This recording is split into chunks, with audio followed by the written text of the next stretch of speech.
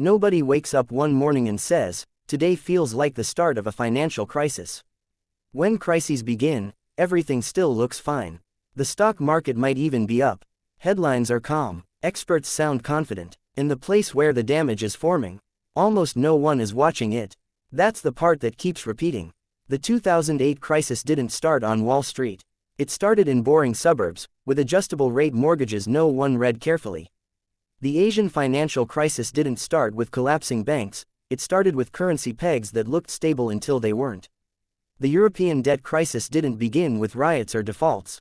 It began with spreadsheets quietly assuming that some countries would always be able to borrow cheaply. Financial crises don't start where the cameras are. They start where the assumptions live.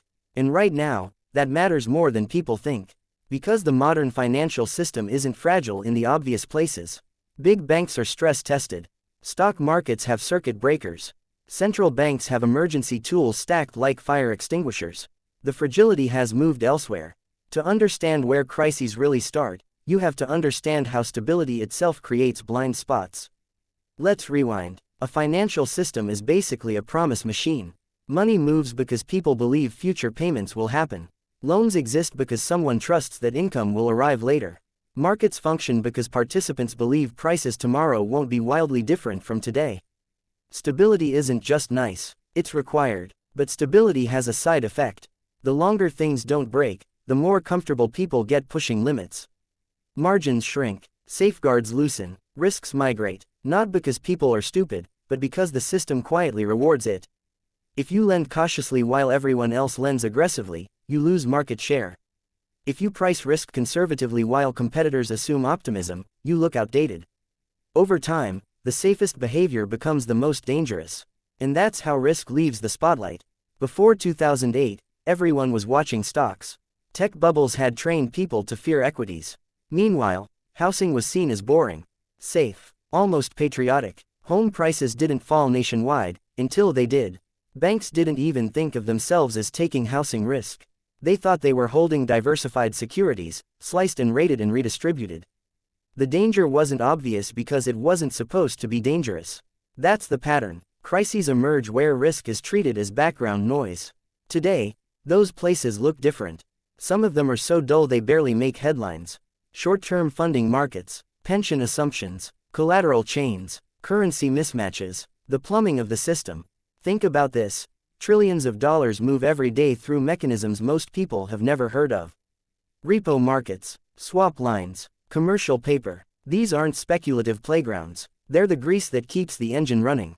And engines don't fail where the paint is shiny. They fail where friction builds quietly. Here's an uncomfortable truth. The more complex a system becomes, the more it depends on things going exactly right. In theory, diversification spreads risk. In practice, it often concentrates it invisibly. Everyone owns different assets, but they're all funded the same way. Short-term borrowing, rollovers, confidence. When confidence slips, everyone reaches for the same exit at once. And that's when we discover where the system was weakest. Take liquidity. Liquidity sounds reassuring. It means you can sell when you want. But liquidity only exists when someone else is willing to buy. In calm times, markets feel deep and smooth. In stress, liquidity evaporates faster than prices. The irony is that many institutions are safest when they don't need liquidity. The moment they do, they discover whether it was real. That's why crises often start in places that look liquid, not risky. Another blind spot is leverage that doesn't look like leverage. Traditional leverage is obvious, borrowing money to invest. But modern systems hide leverage in structures, not balance sheets. Promises layered on promises. Guarantees backed by assumptions. Assets valued not by cash flows, but by models that assume normal conditions. Everything works until conditions aren't normal. And conditions don't need to be catastrophic to break things. They just need to be slightly different from what was assumed. A few percentage points, a delayed payment, a currency move that wasn't in the spreadsheet. That's enough. What makes this dangerous is that the people closest to these systems often feel the safest. They have dashboards, risk models, historical data, stress scenarios, but models are built on the past. Crises are built in the gaps. They emerge from interactions no one thought mattered, from feedback loops no one mapped, from incentives that made sense individually and failed collectively. The public usually notices late. By the time headlines shift from contained to concerning, the real damage is already done. Markets don't collapse first, trust does, credit tightens, funding disappears, then prices follow. It feels sudden, but it's not. It's the sound of assumptions breaking all at once. There's also a political dimension people underestimate. Financial systems don't exist in a vacuum. They're shaped by laws, guarantees, and expectations of rescue. Over time, the line between private risk and public backstop blurs. People don't consciously bet on bailouts. They just assume that certain things won't be allowed to fail. That assumption changes behavior. Risk shifts toward areas that feel implicitly protected. Not because of greed alone, but because that's where the system nudges it. And eventually, the cost shows up somewhere else. Often on balance sheets that were never meant to absorb it. The uncomfortable part is that every fix plants the seed for the next surprise. After 2008, banks became safer. Risk didn't disappear, it moved. To non-banks, to shadow systems, to corners that aren't regulated the same way because they didn't exist in the last crisis. Each crisis trains us to fight the previous one better. It doesn't train us to see the next one. So where does that leave us now? It doesn't mean collapse is imminent.